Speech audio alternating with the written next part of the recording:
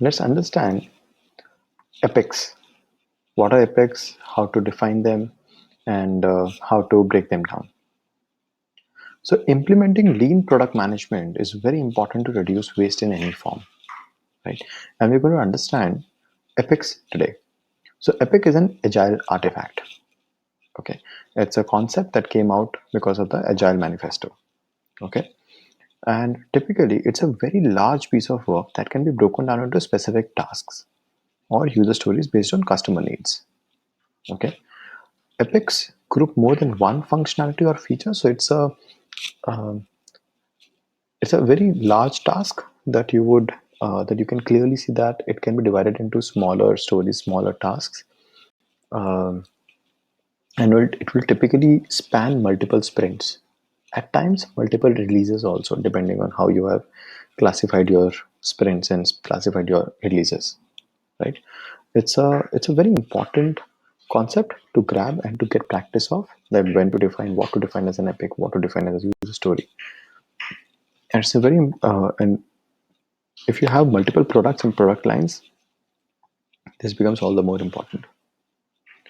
It typically describes the desired output of the user requirement, that finally what is the output that the user is expecting. Okay. What is the structure of an epic? The standard structure of an epic is, as a user or user persona, I would like to achieve this so that I can do this.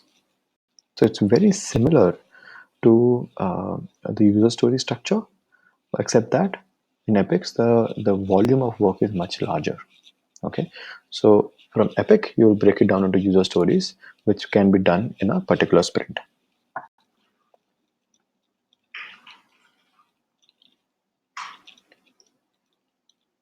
Right.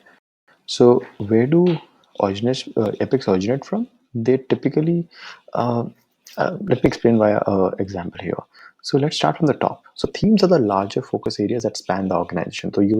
So for example, you will start your quarterly plan or your half-yearly plan or yearly plan from a certain broad theme, that okay, this quarter we have to focus on increasing the revenues. Next quarter we're going to focus on our bottom line, and next quarter we're going to focus on expanding our product line and whatever. So you have very broad themes which are aligned with your business objectives.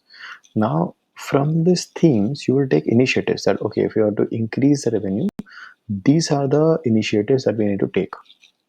Right, we need to sell certain kind of category of products, we need to retain more of our customers, we need to increase our profit margin, so we need to reduce the cost of supply, or the cost of aggregating goods, or maybe cost of operating the customers. So these become the initiatives. Now you will take certain initiatives that okay, these are the initiatives which makes the most sense in our current resources and current structure, and those initiatives get prioritized. Now epics originate from these initiatives. That epics are large bodies of work that can be broken down into a number of smaller tasks, and these initiatives essentially get broken down into their own smaller epics. And then epics then further get broken down into stories or user stories. Right? These are short requirements or requests written from the perspective of an end user. That is how it flows down from the theme to the initiative to the epic to the user stories. And from user stories, you will further have tasks. This is the entire structure. Right? So what will a typical hypothesis statement look like? It will typically have four components. It will have a value statement, it will have business outcome hypothesis, it will have a leading indicator, and then it will have non-functional requirement. Let me give some idea. So value statement is, what value is your product creating and for you, and how is it better than other existing products? Okay, so for X, who wants to do certain thing, what is the solution, how it benefits. So it's a value statement. Then it should contain the business outcome hypothesis. So if the hypothesis is correct, what are the economic benefits the business can expect? Okay, so it should clearly have a measurable component to it. Then leading indicators. These are the early measures that can predict the business outcome, um, which basically also means that these are the metrics. Effectively, these are metrics that will help to establish the validity of the assumptions. Okay, and then finally, non-functional requirements. So these requirements are used to judge the operations of a system. For example, scalability, capacity, reliability, anything.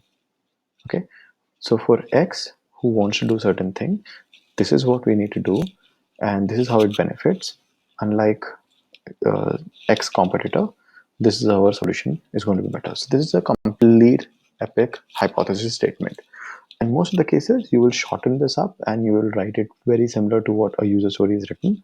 But the more comprehensive you can write, the better it is, because epic statement or the epic problem statement is something that is going to stay for longer period compared to user stories.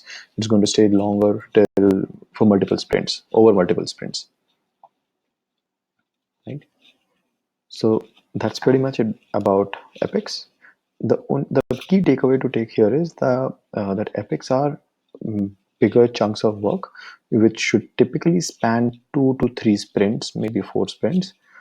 If it's anything longer, then maybe it's not an epic; it's something else. It's actually a theme or it's an initiative. Um, it honestly, on a day-to-day basis, this doesn't impact too much. For a smaller startup, for a larger startup, you would have to understand very clearly that what are initiatives, what are themes, what are the epics.